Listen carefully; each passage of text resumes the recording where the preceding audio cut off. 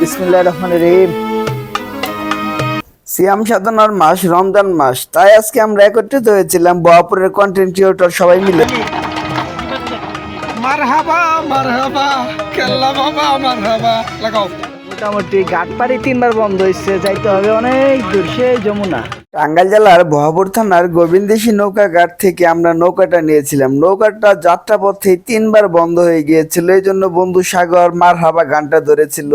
তারপরে আবার নদীতে পানি কম, এই ভাই আমাদের দিক নির্দেশনা দিয়ে বাঁশ দিয়ে মেপে মেপে কিন্তু নৌকাটা পার করছিল। মাঝে মাঝে নৌকাটা বালুর সাথে লেগে যাচ্ছিল আর বন্ধ হয়ে যাচ্ছিল। হুটহাট করে আমাদের এই প্ল্যান করলাম আমরা যে কয়জন একত্রিত হই আজকে আমরা ইফতার করব। আমাদের টাঙ্গাইল জেলার 2টা ব্রিজ আছে, যমুনা বহুমুখী সেতু এবং যমুনা রেল সেতু। 2 ব্রিজের মাঝখানে যমুনার চর পড়েছে, বলতে পারেন সেন্ট মার্টিনের মতো। সেই চরে সেই দ্বীপে বসে আমাদের আজকের ইফতারের আয়োজন। সেখানে যাত্রার উদ্দেশ্যে আমরা রওনা দিয়েছি।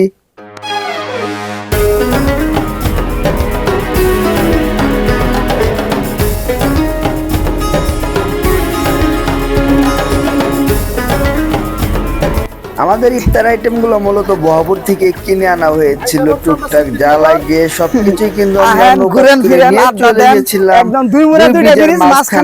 সুন্দর একটা দ্বীপে। লাবিব ভাইয়ের গোপ্রো অ্যাকশন ক্যামেরা, সেটাতে ভিডিও করছিলাম।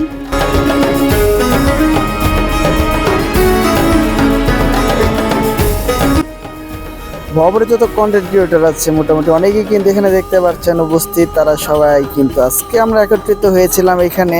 আজকে আমাদের ইফতার পার্টি, সেই উপলক্ষে কিন্তু সবটা একত্রিত হওয়া।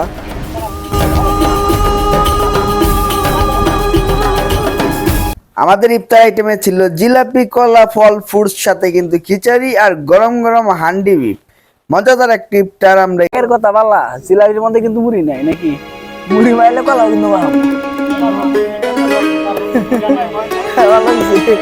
এখানে শুধু আমরা না, আমাদের পাশাপাশি অনেকগুলো গ্রুপই বসেছিল কিন্তু ইফতারের আয়োজন করার জন্য। আমরা মোনাজাত ধরে কিন্তু ইফতারের জন্য প্রস্তুতি নিচ্ছিলাম এবং আজানও কিন্তু দিয়ে দিচ্ছিল। কইলাম পরিবার কথা 500 লিটার আর বুঝ ভাই জোর মেরে দেন না।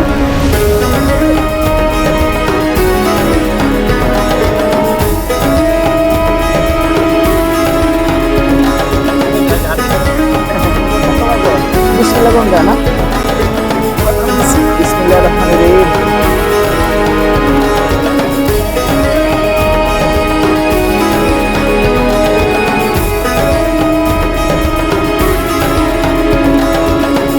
সর্বশেষ খাওয়া দাওয়া শেষ করে কিন্তু এখানে অনেকেই নামাজটাও পড়ে নিয়েছিল। সুন্দর একটা দিন পার করেছিলাম আমরা। ইনশাল্লাহ প্রতি বছর এভাবে আমরা একত্রিত হব এবং দিনটি স্মরণীয় থাকবে।